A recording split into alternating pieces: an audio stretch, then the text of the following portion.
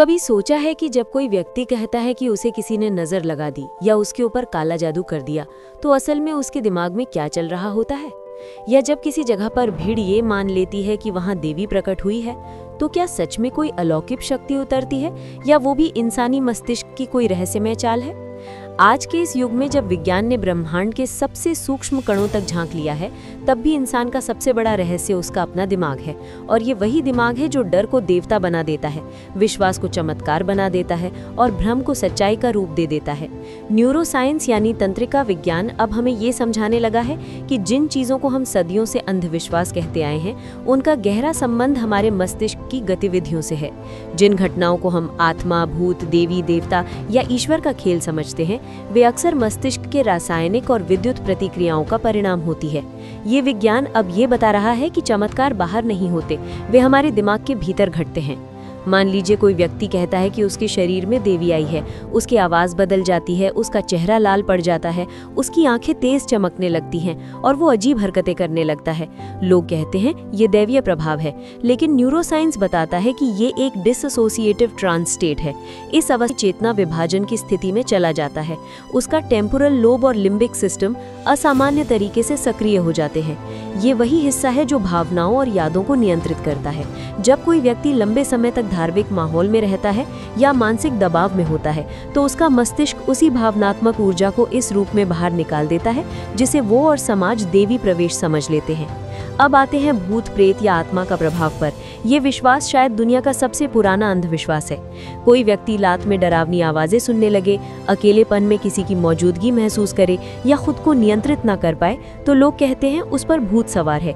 जबकि न्यूरोसाइंस के अनुसार ये ऑडिटरी हेल्यूसिनेशन और स्लीप पैरालिसिस जैसी अवस्थाओं का परिणाम है। जब दिमाग में डोपामीन या सेरोटोनिन का असंतुलन बिगड़ता है, तो व्यक्ति वास्तविकता और कल्पना के बीच का अंतर खो देता है। नींद में अचानक शरीर का पक्षाघात होना और चेतना जागना कोई दबा रहा है जैसी अनुभूति पैदा करता है, जो पुराने समय में भूत समझी जाती थी। अब बात करते हैं काला जादू, टोना टोटका और नजर लगने जैसी अवधारणाओं की। जब किसी व्यक्ति को लगातार दुर्भाग्य या बीमारी होती है, तो समाज उसे बाहरी कारणों से जोड़ देता है, लेकिन न्यूरोसाइंस कहता है कि ये साइकोसोमैटिक रिस्पॉन्स का असर है। जब व्यक्ति ये मान लेता है कि कोई उसके खिलाफ है या उस पर जादू किया गया है, तो उसका मस्तिष्क डर और तनाव की अवस्था में चला जाता है। एमिगडाला, जो भय को नियंत्रित करता है, सक्रिय हो जाता है और शरीर में कॉर्टिसोल और एड्रेनालिन का स्तर बढ़ जाता है। ये तनाव इम्यून सिस्टम को कमजोर कर देता है और व्यक्ति वास्तव में बीमार पड़ने लगता है। फिर उसकी बीमारी को काला जादू कहा जाता है, जबकि असल में ये उसके विश्वास और डर का शारीरिक परिणाम होता है। कई लोग मानते हैं कि नजर लगना सच होता है। कोई बच्चा बीमार पड़ जाए या किसी का व्यवसाय अचानक नुकसान में चला जाए तो कहा जाता है किसी ने नजर लगा दी। न्यूरोसाइंस बताता है कि ये भी कंफर्मेशन बायस का परिणाम है। जब कोई व्यक्ति पहले से किसी बात को सच मान लेता है, तो उसका दिमाग उसी के समर्थन में घटनाओं को जोड़ने लगता है। दिमाग के न्यूरल पाथवे ऐसे बन जाते हैं कि वो केवल वही चीजें नोटिस करता है जो उसके विश्वास को सही ठहराएं। इसीलिए लोग संयोग को कारण बना देते हैं और घटना को नजर कह देते हैं। अब आते हैं स्वप्न के संकेत और दैवीय संदेशों की धारणा पर। जब हम सोते हैं, तब हमारा मस्तिष्क पूरी तरह शांत नहीं होता। REM नींद की अवस्था में वो सूचनाओं, यादों और भावनाओं को पुनर्गठित करता है।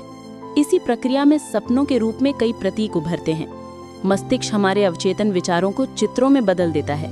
ये प्रक्रिया इतनी वास्तविक लगती है कि व्यक्ति उसे दैवीय संकेत समझ लेता है, लेकिन असल में यह दिमाग का अपने भीतर जमा तनाव को प्रतीकों के माध्यम से बाहर निकालने का तरीका है। धार्मिक चमत्कार भी इसी श्रेणी में आते हैं।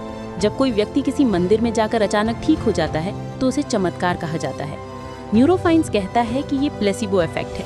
जब व्यक्ति ये मान लेता है कि उसे किसी उच्च शक्ति ने ठीक कर दिया है, तो मस्तिष्क डोपामीन और एंडोर्फिन जैसे रसायन छोड़ता है, जो वास्तव में शरीर की तकलीफ को कम करते हैं। यही कारण है कि कुछ लोग डॉक्टर की दवा छोड़कर भी सिर्फ विश्वास से ठीक महसूस करते हैं। यानी विश्वास स्वयं एक जैविक उपचार की तरह काम करता है। अब ज्योतिष, भविष्यवाणी और हाथ देखना जैसे अंधविश्वासों की बात करें, तो न्यूरोसाइंस कहता है कि मानव मस्तिष्क अनिश्चितता को पसंद नहीं करता। जब भविष्य अस्पष्ट होता है, तो हमारा दिमाग पैटर्न रिकग्निशन की कोशिश करता है, यानी घटनाओं में कोई पैटर्न ढूंढता है ताकि वो सुरक्षित महसूस कर सके। यही कारण है कि लोग ग्रह नक्षत्र, तारीख या जन्म समय को घटनाओं से जोड़ते हैं। ये मस्तिष्क की एवोल्यूशनरी आवश्यकता है, अनिश्चितता में भी नियंत्रण का भ्रम पैदा करना।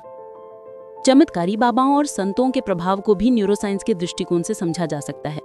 जब कोई बड़ी भीड़ किसी व्यक्ति को पूजनीय मानने लगती है तो सामूहिक चेतना में एक ऊर्जा पैदा होती है। इस ऊर्जा से हर व्यक्ति के मस्तिष्क में ऑक्सीटोसिन और डोपामीन जैसे न्यूरोट्रांसमीटर सक्रिय हो जाते हैं। इससे लोगों को एक गहरी भावनात्मक तृप्ति मिलती है। ये वही भावना है जो किसी धार्मिक अनुष्ठान या ध्यान में भी अनुभव की जाती है। लेकिन जब इसे दैवीय कृपा कहकर पूजा जाने लगता है तो ये धीरे धीरे अंधविश्वास में बदल जाता है। पुनर्जन्म, भूतकाल की स्मृति, मृतकों से संपर्क जैसी मान्यताएं भी दिमाग की स्मृति और पहचान की प्रक्रिया से जुड़ी हैं। कभी कभी व्यक्ति को ऐसे दृश्य या स्मृतियां याद आती हैं जो उसने पहले देखी नहीं होती। ये फॉल्स मेमोरी फॉर्मेशन कहलाता है, जिसमें मस्तिष्क अलग अलग यादों को जोड़कर नई कहानी बना देता है। जो व्यक्ति इसे अनुभव करता है उसे लगता है कि वो पिछला जन्म याद कर रहा है, जबकि वास्तव में उसका मस्तिष्क गलत डेटा को सही मान रहा होता है। ये भी देखा गया है कि जब किसी समाज में भय, असुरक्षा या अनिश्चितता बढ़ जाती है तब अंधविश्वास भी बढ़ जाते हैं। इसका सीधा संबंध एमिगडाला की गतिविधि से है। डरते हुए दिमाग में तर्क शक्ति कम और भावनात्मक प्रतिक्रियाएं अधिक होती हैं। इसलिए संकट के समय लोग चमत्कारों पर भरोसा करने लगते हैं। यही कारण है कि युद्ध, महामारी या आर्थिक मंदी के दौरान ज्योतिषियों, तांत्रिकों और चमत्कारिक दावों की मांग बढ़ जाती है। न्यूरोसाइंस ने यह भी बताया है कि क्यों हम किसी पर विश्वास करने लगते हैं, भले ही वो गलत हो। जब कोई विचार हमें भावनात्मक रूप से सुकून देता है तो दिमाग डोपामीन छोड़ता है और हमें खुशी महसूस होती है। हम उस विचार को बार बार दोहराते हैं क्योंकि वो सुखद रसायन उत्पन्न करता है। यही कारण है कि अंधविश्वास हमें तर्क से अधिक आकर्षक लगते हैं। वे हमें डर से राहत देते हैं। अंततः न्यूरोसाइंस ये नहीं कहता कि आध्यात्मिकता गलत है या ईश्वर नहीं है। वो केवल ये कहता है कि हमारे अनुभवों के पीछे दिमाग की शक्तियां काम करती हैं। अगर हम अपने मस्तिष्क की कार्यप्रणाली को समझ लें तो हम ये जान सकते हैं कि कब कोई अनुभव वास्तविक है और कब वो हमारे न्यूरॉन्स का भ्रम। असली खोज बाहर नहीं, भीतर करनी है, अपने ही मस्तिष्क की भूल भलैया में। इसलिए आज के समय में जब विज्ञान हर रहस्य का पर्दाफाश कर रहा है तो हमें ये समझना होगा कि अंधविश्वास से मुक्ति का रास्ता शिक्षा और आत्मज्ञान से होकर जाता है। न्यूरोसाइंस हमें ये सिखाता है कि कोई भी अदृश्य शक्ति हमें नियंत्रित नहीं करती, बल्कि हमारा मस्तिष्क ही हमारे भय, विश्वास और चमत्कार का निर्माता है। जो अपने दिमाग को समझ लेता है वही सच्चा ज्ञानी बनता है। यही आधुनिक विज्ञान की सबसे गहरी आध्यात्मिक शिक्षा है।